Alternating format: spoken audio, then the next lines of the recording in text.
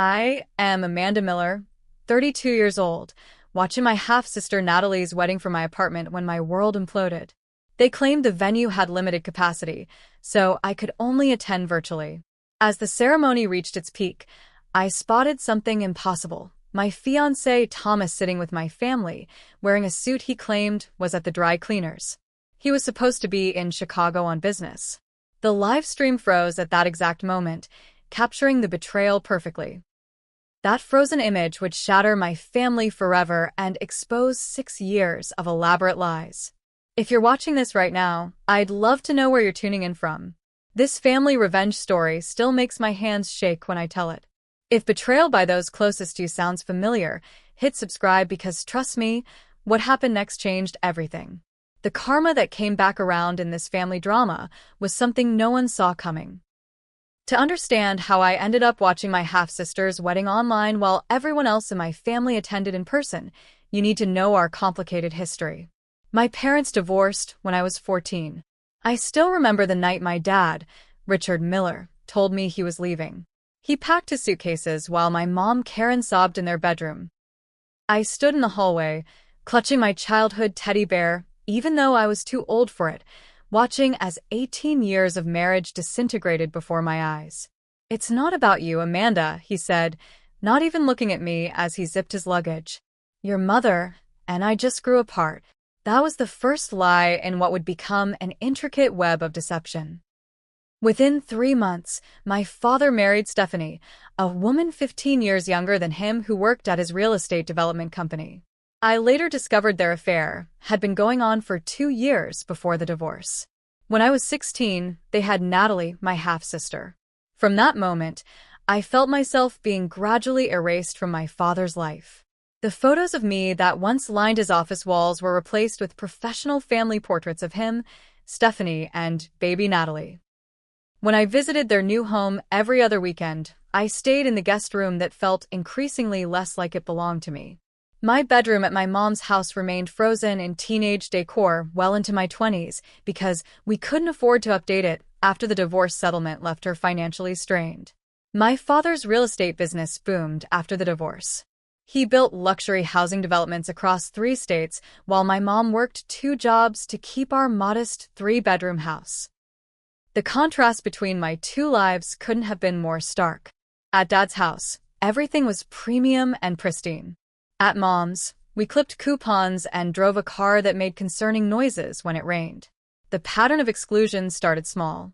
When I was 17, they took Natalie to Disney World because you have finals that week, Amanda. When I was 20, they celebrated Christmas in Switzerland but couldn't get another ticket at such short notice. By 25, I was routinely discovering family events had occurred only after seeing photos on social media. "You're being too sensitive," became my father's go-to response whenever I expressed hurt feelings. "We're not excluding you on purpose. It's just logistics." My mother passed away from breast cancer when I was 27.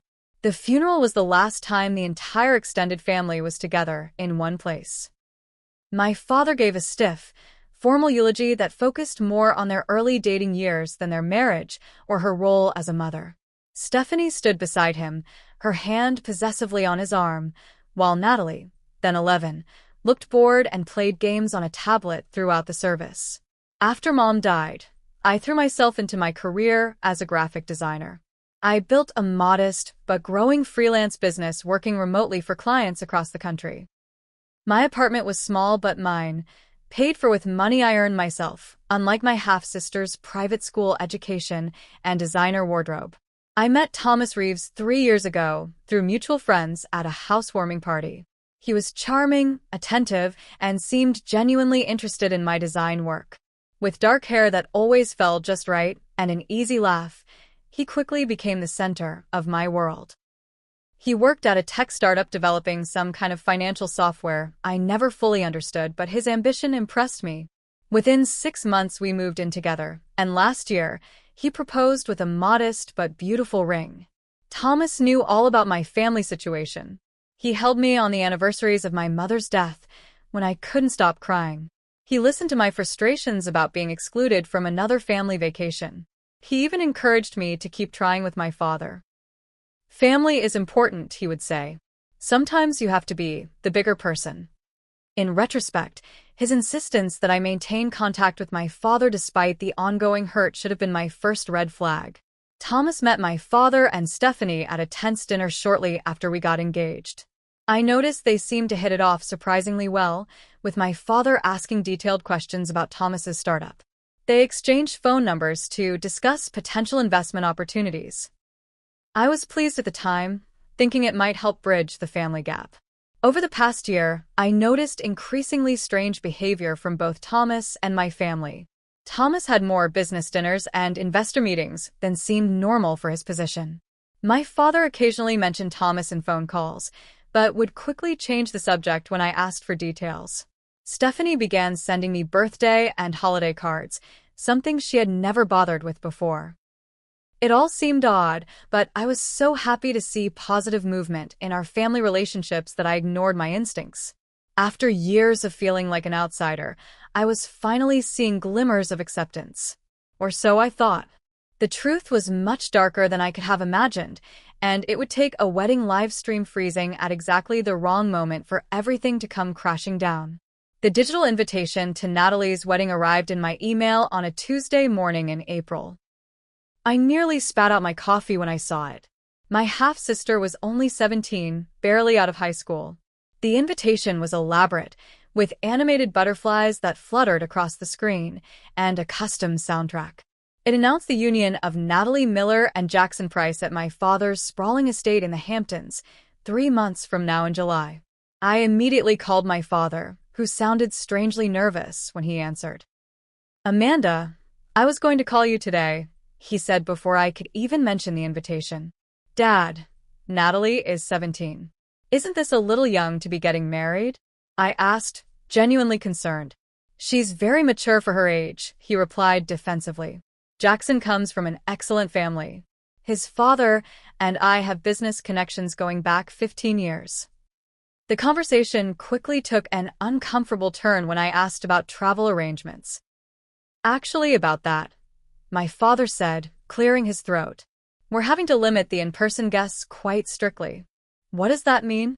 I asked, already feeling a familiar sinking sensation. "The venue has capacity limitations," he explained, though the venue was his own 15-acre estate with multiple buildings and expansive grounds. Fire codes and all that. "But we've arranged for professional live streaming for extended family and friends who can't attend in person." "You're saying I can't come to my own sister's wedding?" My voice cracked despite my efforts to remain composed. "Half-sister," Stephanie interjected in the background, not quite quietly enough. "And it's not just you, Amanda. We had to make difficult decisions about the guest list." I later discovered that distant cousins I'd never even heard of had received physical invitations while I was relegated to the virtual experience. "It's really the next best thing to being there," my father continued, his voice taking on that patronizing tone I knew too well.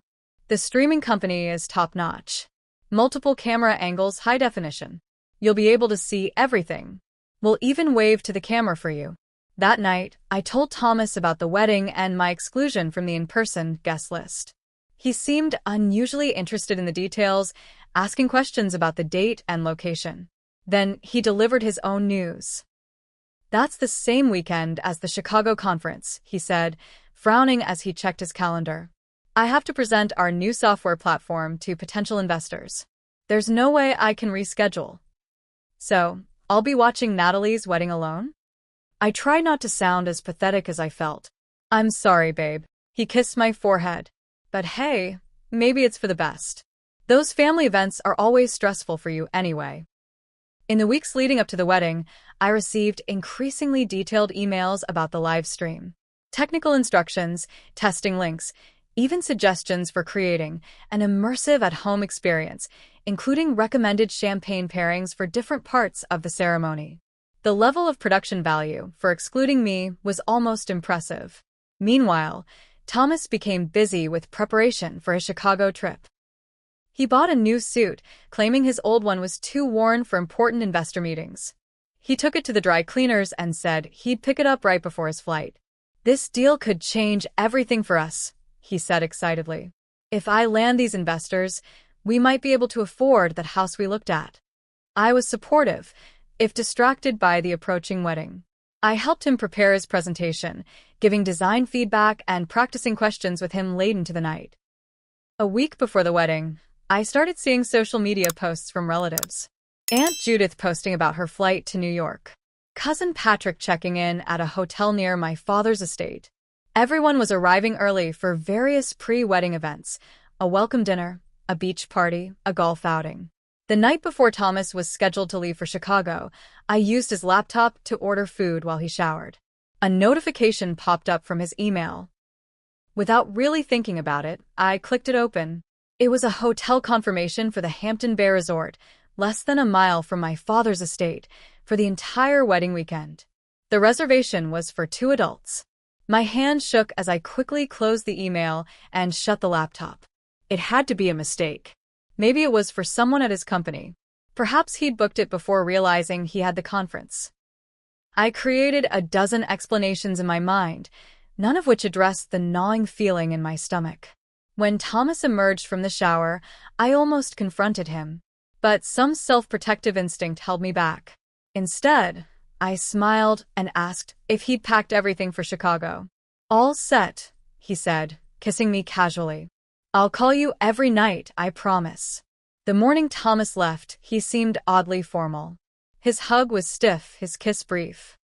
He left 4 hours before his supposed flight, claiming he needed extra time for security. "Have fun watching the wedding," he said as he rolled his suitcase to the door. "Take some screenshots for me."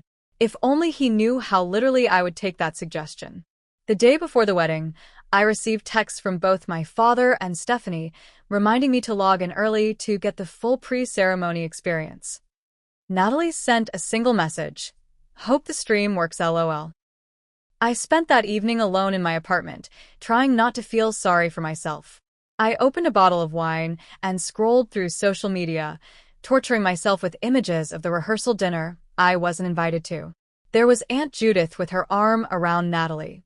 There was Uncle Robert making a toast. And in the background of one photo, so quick I almost missed it, a familiar profile that looked unnervingly like Thomas. But when I went back to look more closely, the photo had been deleted. Sleep eluded me that night as my mind raced with possibilities, each more painful than the last. By morning, I had convinced myself I was being paranoid. The wedding was at 2 o'clock. I had 5 hours to pull myself together and prepare to watch my half-sister get married through a computer screen. The morning of Natalie's wedding, I decided to make the best of the situation. If I had to watch from 200 miles away, I would at least do it with style. I put on a navy blue cocktail dress I'd been saving for a special occasion, did my makeup carefully, and even ordered myself a small bouquet of flowers to mark the day.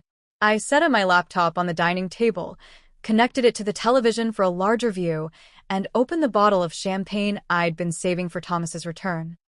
The live stream began an hour before the ceremony, with sweeping drone shots of my father's estate. The property looked even more impressive from the air, with manicured gardens, a reflecting pool, and white chairs arranged in perfect rows on the main lawn. A string quartet played softly as guests arrived, the women in colorful summer dresses, the men in light suits appropriate for a July afternoon. I poured myself champagne and watched as the camera panned across the gathering crowd. I recognized relatives I hadn't seen in years. My father's business associates. Stephanie's large extended family. Everyone seemed to be having a wonderful time, greeting each other with hugs and air kisses, accepting flutes of champagne from circulating waiters. The camera occasionally focused on Natalie getting ready in my father's house, her makeup being applied by a professional artist, Stephanie fussing with the veil. My half-sister looked beautiful in an elaborate gown that probably cost more than my annual rent. For a moment, I felt a pang of something like affection for her. She was just a teenager, after all. This whole excessive production wasn't her fault. At exactly 2 o'clock, the music changed and the ceremony began. The officiant took his place under an archway covered in white roses. The groom, Jackson, walked to the front with his best man. I didn't know much about Jackson except that he came from money and had known my father for years through business connections. The wedding party proceeded down the aisle one by one. Bridesmaids in pale pink dresses. Groomsmen looking uncomfortable in their formal wear in the summer heat. A flower girl who looked to be about 4 scattering rose petals with determined concentration. As the camera panned across the seated guests during the procession, I started noticing faces that made my blood run cold. My cousin Melissa, who had told me she couldn't afford to fly in from California. My father's oldest friend, Bernard, who had messaged me last week saying he was having surgery and would also be watching online. And then, in the third row on the groom's side, partially obscured by a large floral arrangement but unmistakable to me, Thomas. My Thomas. My fiancé. The man who was supposed to be in Chicago presenting to investors. He was wearing the new suit he'd bought, his hair freshly cut, looking completely at ease. He was seated between my Uncle Philip and a woman I recognized as my father's executive assistant. I choked on my champagne, spilling it down the front of my dress. I fumbled for the remote to pause the stream, but in my shock, I dropped it.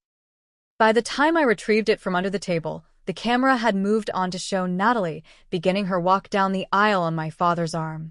I sat frozen, barely breathing, as the ceremony continued.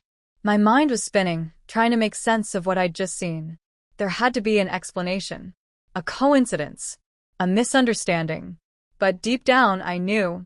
The camera returned to wider shots of the guests during the vows. I scrutinized every frame, searching for Thomas. There he was again, smiling as Natalie and Jackson exchanged rings. He looked completely at home, occasionally leaning over to whisper something to my uncle. This wasn't someone who had been invited at the last minute.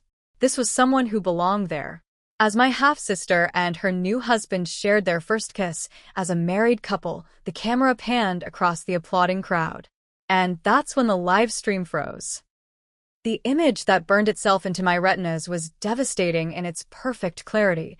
Thomas standing and applauding with everyone else, a broad smile on his face. My father with his arm around Stephanie, looking triumphant. And most shocking of all, around Stephanie's neck was my grandmother's sapphire pendant, a family heirloom that my mother had always told me would be mine someday. I stared at the frozen image, unable to move or think clearly. The seconds ticked by, but the stream didn't resume. The technical difficulties couldn't have happened at a more revealing moment. It was as if the universe wanted me to have time to fully absorb every detail of the betrayal playing out before me. With shaking hands, I took screenshots of the frozen frame, zooming in on Thomas, on the necklace, on my father's smug expression. I tried refreshing the page, but a message appeared saying, "Connection lost. Please stand by." I grabbed my phone and called Thomas. Straight to voicemail. I texted him. "I can see you at the wedding. What the hell is going on?" The message showed as delivered but not read. I tried my father next. Again, voicemail. I left a message that consisted mostly of incoherent questions and barely contained sobs. Finally, I texted Natalie. "Congratulations on your wedding. Interesting to see Thomas there when he told me he was in Chicago." 3 disappeared immediately, showing she was typing a response. Then they disappeared. No message came. I sat in my apartment, still dressed up with nowhere to go, surrounded by the trappings of my pathetic solo wedding viewing party, and let the tears come. I cried until my makeup ran in black streaks down my face. I cried until the champagne went flat. I cried until the neighbors knocked on the wall to check if I was okay. When the tears finally subsided, something else took their place. Cold, calculating anger. I looked again at the screenshots I'd taken. There was a story here that needed to be uncovered. Why was Thomas at my half-sister's wedding? Why was Stephanie wearing my grandmother's necklace? Why had so many people lied to me? The live stream never came back online. Instead, an apologetic email arrived from the streaming company citing technical difficulties beyond our control. But it didn't matter. I'd seen enough. I spent the rest of that evening in a strange, calm state, methodically making notes about everything I'd observed and every question I needed answered. As night fell, I opened my laptop again, but not to check for updates on the wedding. Instead, I began what would become a weeks-long investigation into the web of lies surrounding me. If you've ever had that moment where everything you thought was true suddenly shatters, you know exactly how I felt. The betrayal cuts deeper when it's family, doesn't it? Looking back now, I realize that Frozen Wedding livestream was actually a gift, forcing me to see what had been happening right in front of me all along. If you're dealing with family betrayal too, comment below with a ice cube emoji so I know I'm not alone in this experience. Now, let me tell you how I started uncovering the full extent of their deception. The day after the wedding, I woke up with a strange sense of clarity despite having barely slept. The initial shock had given way to a cold determination to uncover the truth. I called in sick to my freelance projects, made a large pot of coffee, and transformed my living room into an investigation headquarters. I started with social media. While the wedding party would be celebrating at brunches and gift openings, guests would inevitably be posting photos. I wasn't friends with many of my father's social circle, but their privacy settings were often lacking. Through public tags and location markers, I began piecing together more of the wedding than the live stream had shown me. There was Thomas in the background of a group shot at the rehearsal dinner, his arm casually draped over the back of my cousin's chair. There he was again in a selfie taken by one of the bridesmaids, raising a glass during a toast. Each image was a fresh stab of betrayal, but I saved them all as evidence. Most revealing was a photo posted by my father's golf buddy, a candid shot of my father, Thomas, and Jackson's father standing together near the bar, deep in conversation. The caption read, "The Three Musketeers planning the next venture. Hashtag family business, hashtag wedding weekend, family business?" What family business involved Thomas? I moved on to email. Thomas and I shared a cloud storage account for practical purposes, and he hadn't been careful about what synced there. I found emails going back 8 months between him and my father, discussing the arrangement and keeping Amanda in the dark until the time is right. Most details were frustratingly vague or conducted in phone calls I wasn't privy to, but the pattern was clear. They had been in regular contact without my knowledge. The most damning evidence came from Thomas's calendar, which also synced to our shared cloud. For months, entries labeled investor meeting or client dinner corresponded exactly with texts he'd sent me about working late. But in his private notes section, the true nature of these meetings was revealed. Dinner with Richard and Stephanie, or golf with Richard and Jackson's dad. As morning turned to afternoon, and then evening, I kept digging. I created a timeline on my bedroom wall using sticky notes and string, like a detective in a crime show. Yellow for lies Thomas had told me. Blue for family events I'd been excluded from. Red for financial transactions I was beginning to uncover. Through my father's company website, I found press releases announcing a new partnership with Reeves Tech Solutions to develop property management software. Thomas's startup.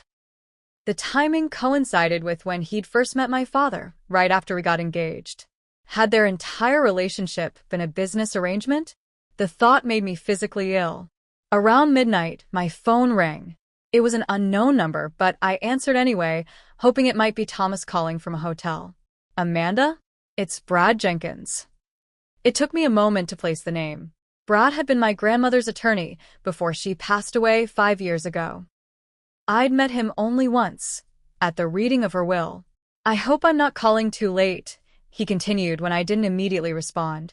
"I saw your sister's wedding announcement in the Times, and it reminded me of something I've been troubled by for years." "What is it?" I asked, fully alert now. "Your grandmother's will. The one we executed wasn't the one she had me prepare originally. She made changes in the final weeks of her life, when she was heavily medicated. I had concerns about her capacity at that time, but your father insisted she was lucid. My grandmother had left everything to my father, with specific items designated for Stephanie and, eventually, Natalie.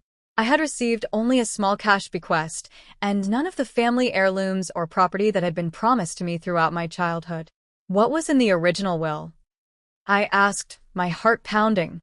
"She left her house in Vermont to you, specifically. And the sapphire jewelry set that had come down through the maternal line. She was quite clear that those items were to go directly to you, not through your father." The sapphire pendant that had been around Stephanie's neck at the wedding. The Vermont house that my father had sold almost immediately after my grandmother's death, claiming it had been too much of a burden to maintain. Can you send me documentation of the original will? I asked. That's why I'm calling. I kept copies, against my better judgment. I always felt something wasn't right. The next morning, the documents arrived by courier. The contrast between the two wills was stark.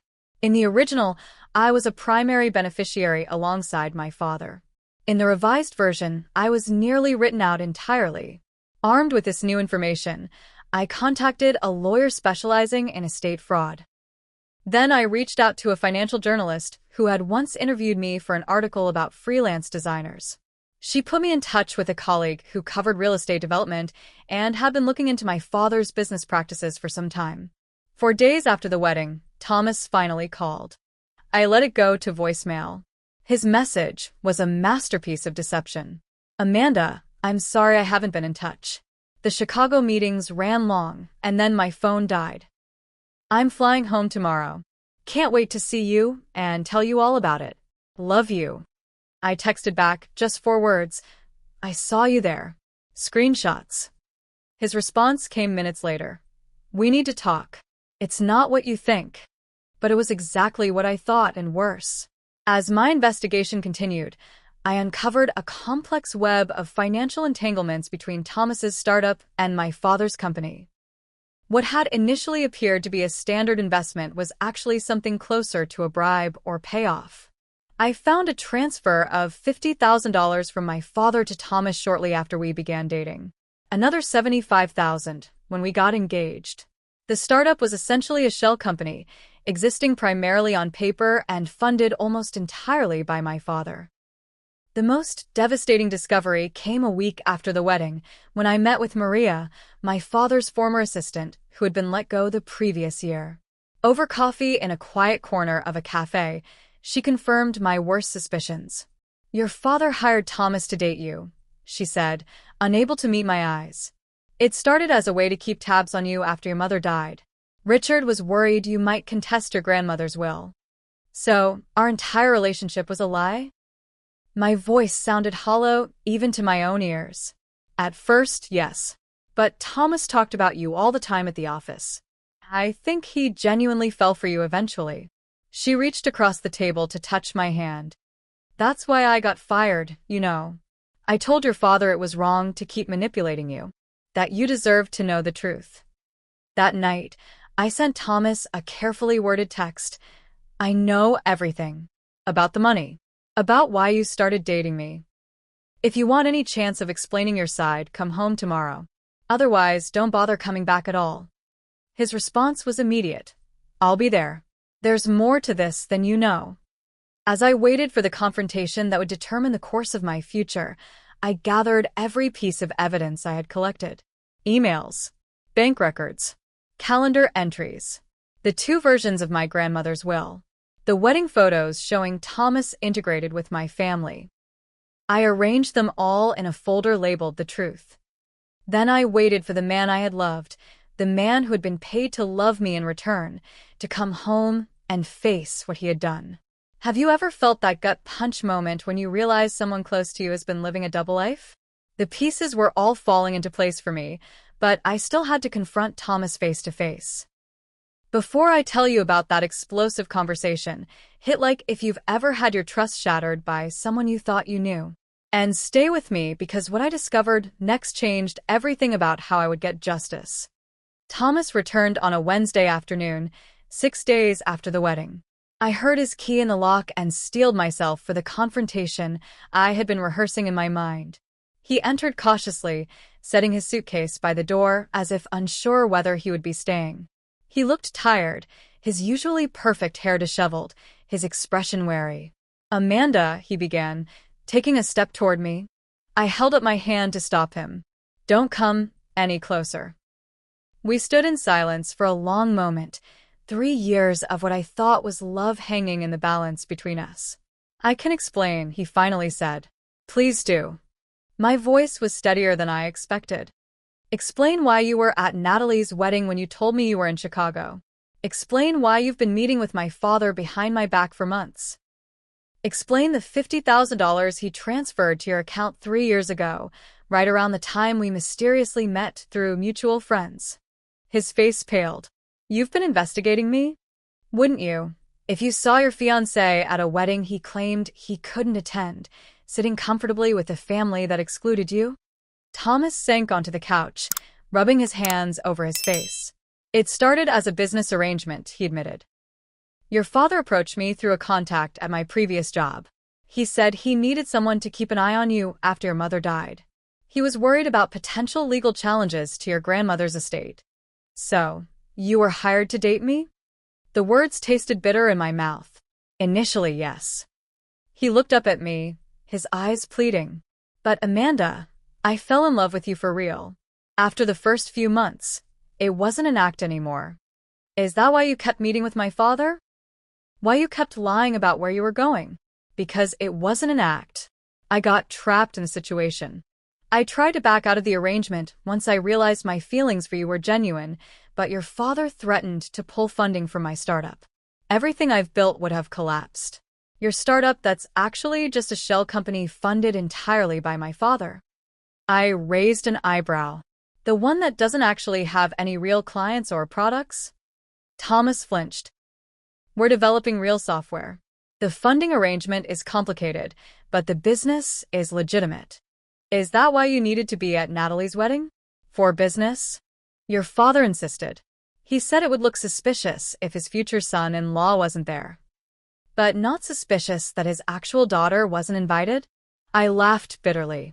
And what about our engagement? Was that part of the business arrangement too? No. Thomas stood up, taking a step toward me. I proposed because I love you. Your father was actually against it. He thought it would complicate things. Complicate what things, exactly? Before Thomas could answer, my phone rang. My father's name flashed on the screen. I showed it to Thomas, whose expression shifted from pleading to resigned. He's probably calling to do damage control, Thomas said. He knows I'm here. I put the phone on speaker. Hello, Dad. Amanda. My father's voice was tight with controlled anger. I understand Thomas is with you. Yes, we're having a fascinating conversation about how you hired my fiancé to spy on me. Would you like to join us and add your perspective? There was a pause then. This isn't a topic for a phone call. We should meet in person. Actually, I think speakerphone is perfect for this conversation. Thomas was just about to explain what our engagement was complicating in your master plan. Thomas, my father's voice hardened. Remember our agreement. What agreement is that, Dad? I pressed.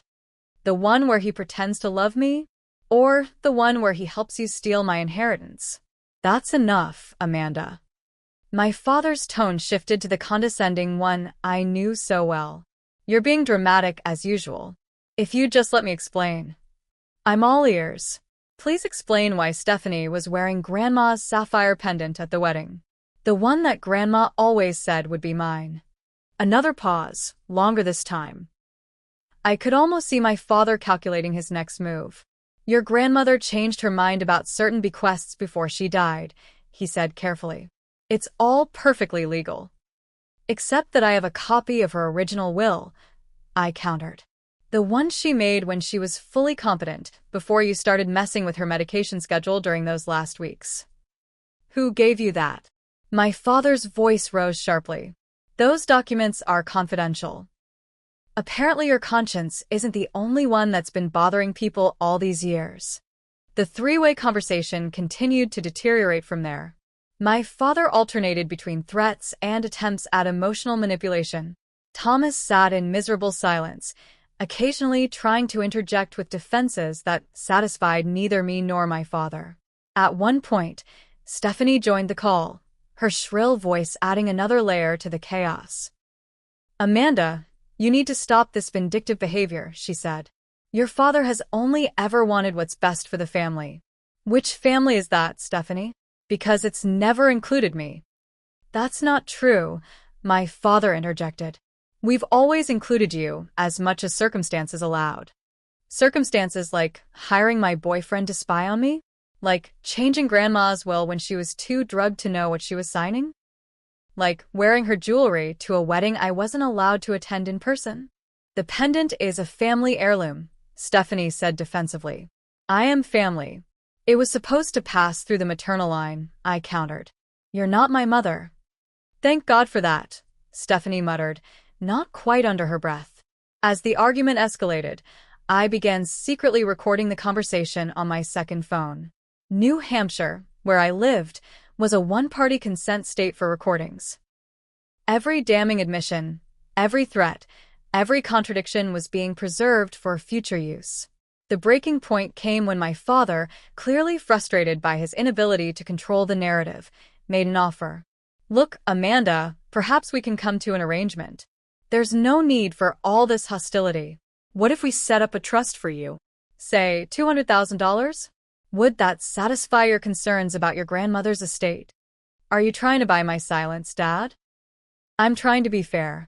Family disputes like this can get messy and public. None of us want that, especially with the company going through an expansion phase. What company? Your real estate business or Thomas's fake startup? Reeves Tech is a legitimate subsidiary of Miller Development now, my father said stiffly. The acquisition was finalized last month. I looked at Thomas, who couldn't meet my eyes. So, you sold your company to my father? The one you said was going to make us rich? The one that justified all those late nights and business trips? It was a good deal, Thomas said weakly. I thought eventually we'd tell you together, once everything was settled. Once I was thoroughly trapped in this web of lies, you mean? Once I had married you, and it was too late to back out without a messy, expensive divorce. No one is trapped, my father interjected. Think of it as a merger of families and businesses. Thomas brings technical expertise we need for modernizing our property management systems. You could join the company too, Amanda. We could use someone with your design skills for marketing materials.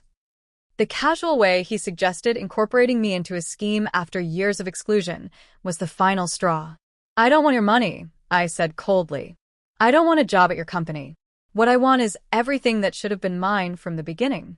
Grandma's house, her jewelry, my fair share of her estate, and a public acknowledgement of what you've done. That's not going to happen, my father said, all pretense of reconciliation gone from his voice. Be reasonable, Amanda. Take the trust fund. Move on with your life. Without Thomas, you mean? Now that he's served his purpose. Thomas's relationship with you is never part of our official business arrangement, my father said carefully. Whatever personal relationship developed between you two is your own affair. How generous of you, I replied sarcastically. The call ended shortly after, with my father making vague threats about legal consequences if I pursued my baseless accusations and Stephanie adding a final barb about how I'd always been difficult, just like your mother. When the line went dead, Thomas and I sat in silence.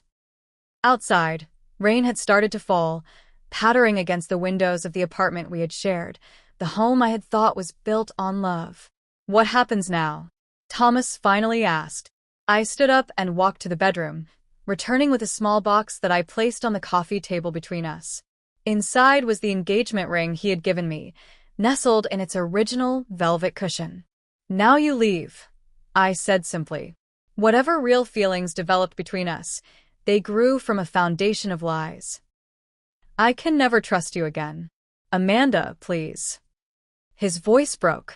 I know I've made terrible mistakes, but what we have is real. What we have is a business transaction that got complicated. That's what my father said, right? That I was complicating things by actually falling in love with you. Thomas couldn't deny it. He took the ring box with trembling hands. Where will you go? I asked, surprising myself with the question. Some small part of me still cared about his welfare, despite everything. Your father has a corporate apartment I can use until I find a place, he admitted. Part of the acquisition deal. Of course. Even in this final moment, my father had ensured Thomas would land safely, while I was left to pick up the pieces alone.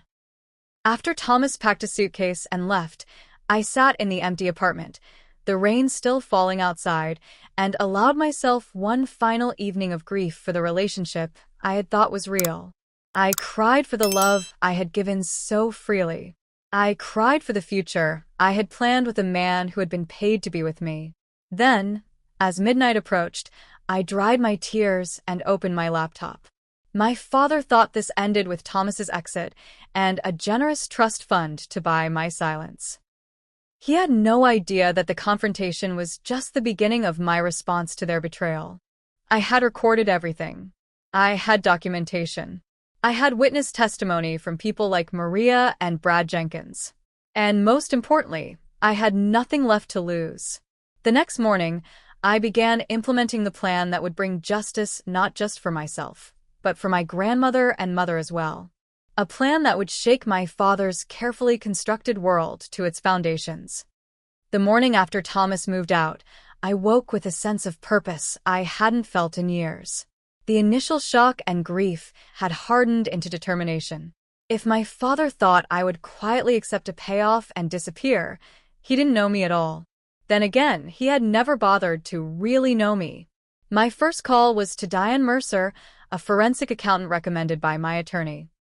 I forwarded her all the financial documents I had gathered, including the transfers between my father and Thomas, the acquisition paperwork for Reeves Tech, and the suspicious activity surrounding my grandmother's estate. "There's definitely something worth investigating here," Diane said after reviewing the materials. "These property transfers around the time of your grandmother's death raise several red flags for potential tax evasion." Tax evasion? I hadn't even considered that angle. Your father moved several properties into shell companies right before and after her death. It looks like he may have been trying to avoid estate taxes by making it appear the properties were sold at below market values to related business entities. This was exactly the kind of leverage I needed. My father feared public scandal above all else. His reputation in the business community was everything to him. My next step was to reach out to my mother's sister, Aunt Rebecca, who had become estranged from our family after my parents' divorce. We hadn't spoken in years, partly because my father had told me she wanted nothing to do with me, a claim I now questioned along with everything else he had ever told me. "Amanda," she answered the phone with surprise. "I never thought I'd hear from you again." "I'm sorry it's been so long," I said, suddenly emotional at hearing her voice. "I think I've been misled about a lot of things." Our conversation lasted hours as we pieced together our separate experiences with my father. She confirmed what I had begun to suspect. My father had systematically isolated me from my mother's side of the family through a campaign of misinformation and manipulation. "After your mom died, I tried to reach out so many times," Aunt Rebecca said. "But your father's lawyer sent cease and desist letters claiming I was harassing you. Eventually, I gave up. He told me you blamed me for Mom's stress during her illness," I said, still processing this new betrayal. "That you thought her cancer might have gone into remission if she hadn't been worrying about me so much." "Oh, Amanda." Her voice broke. "That's monstrous. I would never say such a thing. Your mother adored you. Her greatest worry at the end was that your father would cut you out completely once she was gone." By the end of our call, I had not only reconnected with my aunt, but discovered I had cousins, great-aunts, and family friends on my mother's side who had been trying to maintain contact with me for years. My father had intercepted cards, returned gifts, and spread rumors about my supposed disinterest in maintaining these relationships. Over the next 2 weeks, I methodically built my case against my father while reconnecting with my mother's family. I learned that my situation wasn't unique. My father had a history of manipulative business practices that had hurt many people over the years. Jackson's father, Peter Price, had once been my father's business partner until a suspicious contract clause had forced him out of their joint venture at a significant loss. Years later, desperate for financial stability, Peter had arranged his son's marriage to Natalie as a way back into my father's good graces. The entire wedding had been more business merger than romantic celebration. I reached out to former employees of my father's company who had been fired under questionable circumstances. Many were eager to share their experiences once they knew someone was finally challenging Richard Miller. Maria, my father's former assistant, introduced me to Samuel Chin, the company's former CFO who had left abruptly 3 years earlier. Over coffee in a quiet corner of a local cafe, he provided the missing pieces I needed. Your father has been using a network of shell companies to hide assets for years, Samuel explained, pointing to a diagram he had drawn. Not just to evade taxes, but to conceal property from business partners during negotiations and from your mother during their divorce. Do you have documentation? I asked. Samuel smiled grimly. I kept copies of everything before I left. I always knew someday someone would need this information. Armed with Samuel's documents and Diane's forensic analysis, I met with my attorney, Lisa Thompson, to discuss next steps. We have enough here for potential civil and criminal cases, Lisa said, reviewing the files. The question is, what do you want to achieve? I thought carefully before answering. I want what's rightfully mine from my grandmother's estate. I want my father held accountable for his actions. And I want the truth to be public, so he can't do this to anyone else. We can file a petition to invalidate the amended will based on your grandmother's lack of capacity, Lisa explained. With Brad Jenkins's testimony and the medical records showing the increase in her medication, we have a strong case. But your father will fight this aggressively. I'm ready, I assured her. What about the financial improprieties? That's where we have real leverage. Based on what Samuel provided, there are potential securities violations, tax evasion, and fraud charges that could interest federal authorities. However, she cautioned, once we go down that road, we can't control the outcome. Your father could face serious consequences, including criminal charges. I understand, I said quietly.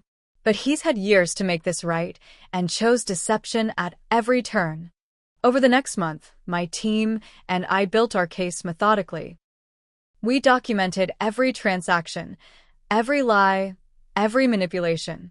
I created a secure website containing all the evidence, accessible only with a password, ready to be shared with authorities or the media if necessary.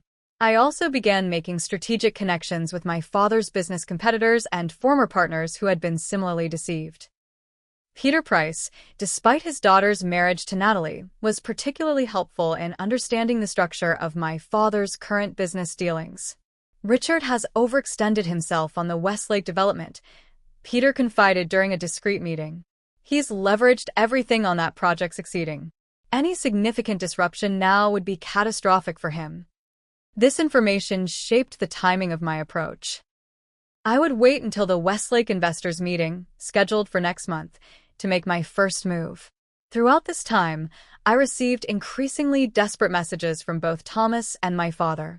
Thomas claimed he was falling apart without me, that he had made a terrible mistake, that he wanted to make amends. My father alternated between threats and improved financial offers to settle this family matter privately. I responded to none of them. As the investors' meeting approached, I carefully prepared my opening gambit. I wouldn't reveal everything at once, but just enough to demonstrate the seriousness of my position. My lawyer drafted a formal letter outlining the will contest and evidence of financial improprieties, with a clear message. We were prepared to take this information to the authorities and the media unless specific conditions were met. Those conditions included: 1. Return of all items specified in my grandmother's original will, including the Vermont house that had been sold, or its current market value, and all family jewelry too. Full financial accounting of my grandmother's estate. 3. Public acknowledgement of the deception regarding her will. 4. Immediate resignation of my father from any fiduciary positions in family trusts or estates. The letter was delivered by courier to my father's office the morning of the investors' meeting. An identical copy was sent to the family home, addressed to Stephanie. A third copy went to my father's attorney. Within hours, my phone exploded with calls and texts. I let them all go to voicemail as I sat in a cafe across the street from the building where the investors' meeting was taking place. Through the large windows, I could see my father's arriving in his executive car, his face tight with suppressed rage as he checked his phone repeatedly. My plan was working perfectly. He would be off balance during the meeting, distracted by my demands and the threat of exposure. The investors would notice his uncharacteristic anxiety, raising questions about his stability and the project's viability. Meanwhile, Samuel Chin was meeting with two key investors separately, ostensibly about an unrelated business opportunity. During that meeting, he would casually mention concerns about the Westlake project's financing structure, planting seeds of doubt that would grow when combined with my father's unusual behavior. As I watched my father enter the building, my phone lit up with a text from Natalie. "What have you done?" "Dad is freaking out." I replied simply, "Ask him about Grandma's will. Ask him about why he hired Thomas to date me. Ask him where the money for your wedding really came from." There was a long pause before her response. "Is that true? About Thomas?" "Every word. Ask him yourself." Another long pause. I didn't know. I swear. Whether I believed her or not was irrelevant. The cracks were beginning to form in my father's carefully constructed world. Family members questioning him. Business partners growing suspicious. The threat of public exposure looming over everything he had built. And this was just the beginning. 3 days after the investors' meeting, which I later learned had ended with several key backers requesting additional due diligence before committing more funds, my father finally requested a face-to-face meeting. "Just you and me," he specified. "No lawyers. No recordings." "We need to talk like family." I agreed, but with conditions of my own. We would meet in a public place of my choosing. I would have someone I trusted nearby. And he would come alone, no Stephanie, no business associates. We set the meeting for the following day at a busy restaurant in the city. As I prepared for this confrontation, I felt a strange calm. After years of being manipulated and lied to, I was finally taking control of my own story. The revenge I had planned was not just about reclaiming what was rightfully mine. It was about exposing the truth, about justice for my mother and grandmother, about ensuring that my father could never again use his wealth and influence to hurt the people who should have been able to trust him most. As I closed my laptop that night, I looked at the collection of family photos I had gathered during my investigation. Images of my mother holding me as a baby, my grandmother teaching me to bake cookies, moments of genuine love that my father had tried to erase and replace with his manufactured version of family. Tomorrow, I would face him with the truth. And nothing would ever be the same again. The meeting with my father took place at Riverside Cafe, a busy restaurant overlooking the harbor. I arrived early, securing a corner table with a good view of the entrance.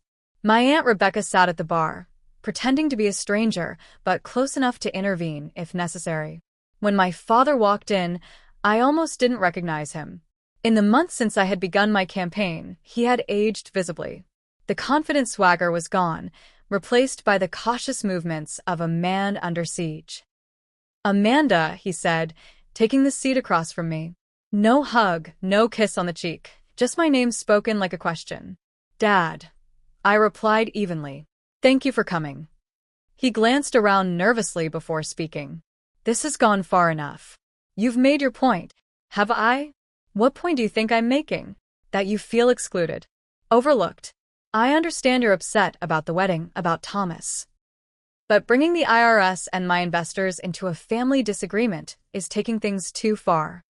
I took a sip of water, letting his words hang in the air between us. "This isn't about feeling excluded, Dad.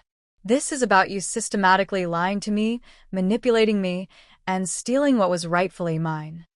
"I never stole from you," he protested, but his eyes flickered away, unable to meet mine. "Grandma's will? The Vermont house? The sapphire jewelry? The trust fund she established that somehow disappeared after her death. There were expenses, end-of-life care. Stop lying." I cut him off. "I have the hospital bills. I have the original will. I have statements from her attorney and doctor." My father's face hardened. "What exactly do you want, Amanda? Money? Is that it? Name your price, and let's end this before it destroys everything. I sent you my conditions in the letter. Did you read it? Those terms are impossible. The Vermont house was sold years ago. Some of the jewelry has been promised to Natalie, and a public acknowledgement would damage the family name needlessly." The family name. I couldn't help but laugh. "You mean your reputation, your business standing. That's what this has always been about, hasn't it? Appearances. The perfect family image, even if it meant erasing me when I didn't fit the picture. For the first time, something like shame flickered across my father's face. I never intended to erase you. Things just evolved after I married Stephanie. She had certain expectations about our life together. And I was inconvenient to those expectations. He didn't answer directly. I try to provide for you financially. Your mother's settlement, your college tuition. The bare minimum required by the divorce agreement. I corrected him. And then you hired my boyfriend to spy on me, to make sure I wouldn't cause problems about Grandma's will. My father looked genuinely startled. Who told you that? Thomas. Maria. Does it matter? It's true, isn't it? After a long pause, he nodded almost imperceptibly. It wasn't supposed to become serious between you two. Just a way to keep informed about your activities after your mother died. You were so angry, making accusations about the will. We were concerned you might take legal action. Because you knew the will was fraudulent. Not fraudulent. Your grandmother changed her mind at the end. While heavily medicated and being isolated from everyone except you and Stephanie. We went back and forth like this for nearly an hour, my father alternating between defense, justification, and occasional glimpses of genuine regret. Throughout, I maintained a calm exterior that seemed to unnerve him more than anger would have.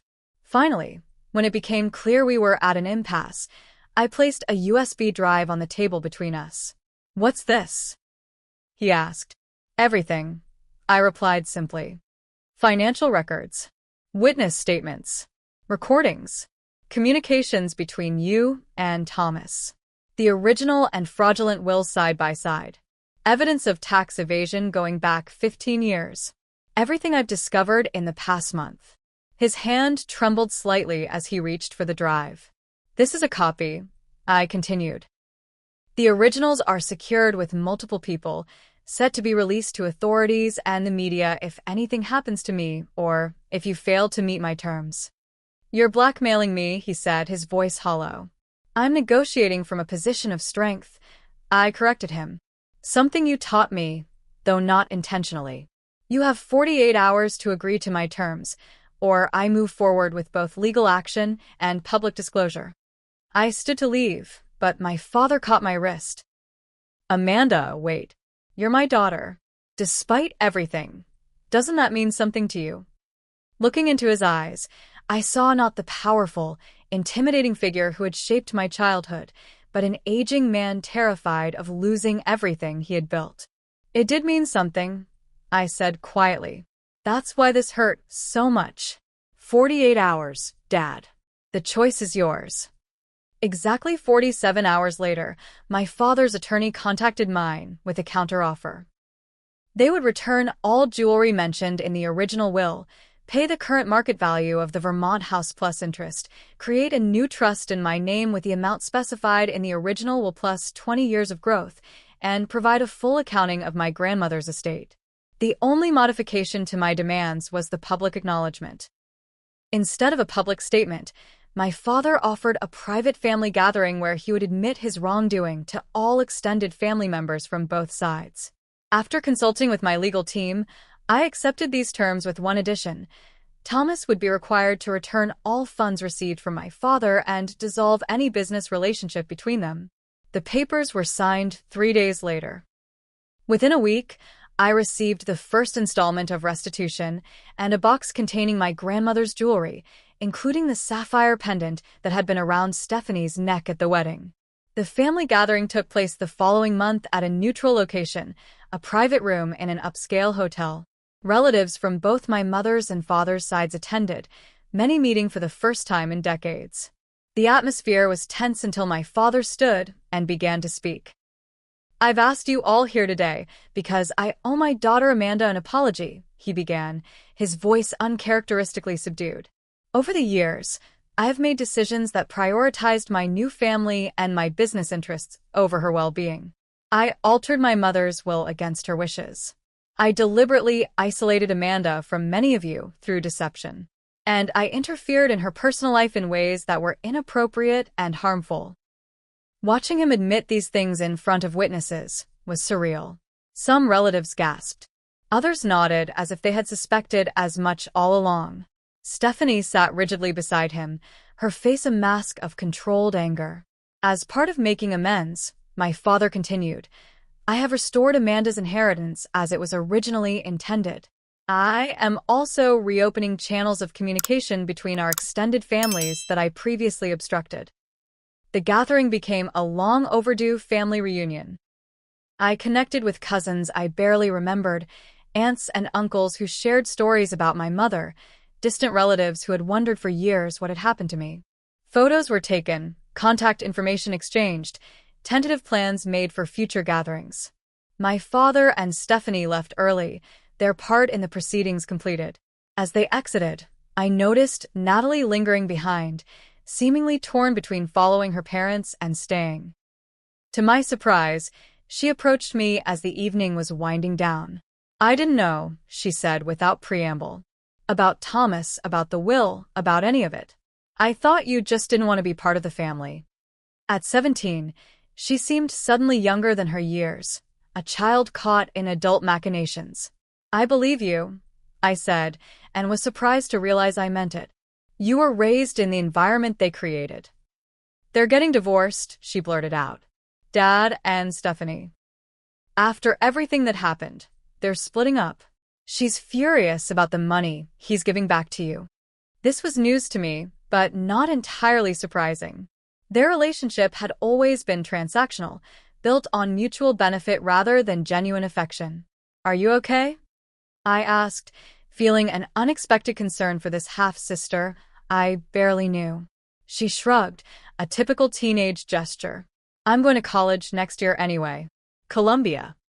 Dad's already transferred the tuition into a separate account, so it's protected from whatever happens next.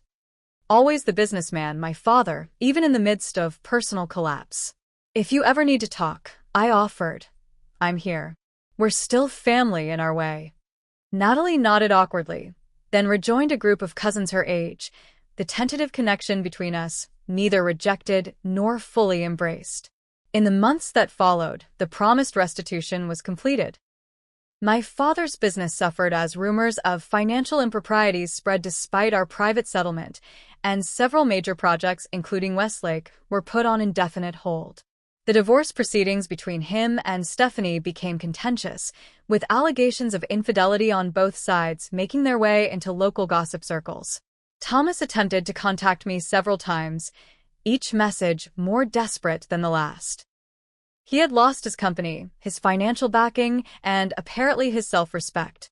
His final email acknowledged the harm he had caused and expressed what seemed like genuine remorse, but ended with yet another plea for reconciliation that I did not answer. As for me, I used a portion of my restored inheritance to establish a foundation focused on supporting elder care advocacy and preventing financial exploitation of vulnerable seniors. The foundation was named after my grandmother, a small way of honoring what should have been her true legacy. I also connected with a network of people who had similar experiences with family financial abuse, creating resources and support systems I wished had existed when I was going through it alone. This work became unexpectedly fulfilling, giving purpose to the pain I had endured. Through this network, I met Daniel, a financial investigator who had helped his own grandfather recover assets hidden by unscrupulous relatives. Our shared experiences and commitment to preventing similar abuses created an immediate connection that gradually developed into something more. Unlike with Thomas, this relationship grew slowly, built on a foundation of honesty and mutual respect. 1 year after the fateful wedding livestream, I received an unexpected package. Inside was a framed photograph of my mother and grandmother together, smiling in front of the Vermont house that should have been my inheritance. A note from my father accompanied it. Found this while cleaning out storage. Thought you should have it. The house and the memories were always meant to be yours. It wasn't exactly an apology, but for my father it was something close to one. I placed the photo on my mantle, a reminder of where I came from and what I had overcome. The frozen image from Natalie's wedding livestream, the one that had revealed so much betrayal in a single frame, remains saved on my computer. I rarely look at it now, but I keep it as a reminder that sometimes the most painful revelations can ultimately set you free. That moment of technical failure had been a gift, forcing me to see what had been happening around me all along and giving me the evidence I needed to reclaim my rightful place in my family's story. Family betrayal cuts deeper than any other kind. If my story resonated with you in any way, I'd love to hear about your own experiences with family justice in the comments below. Have you ever had to stand up to family members who wronged you? What gave you the strength to do it? Like and subscribe if you want to hear more stories about finding your voice after betrayal, and share this video with someone who might need to know they're not alone in their family struggles. Thank you for listening to my journey from exclusion to empowerment.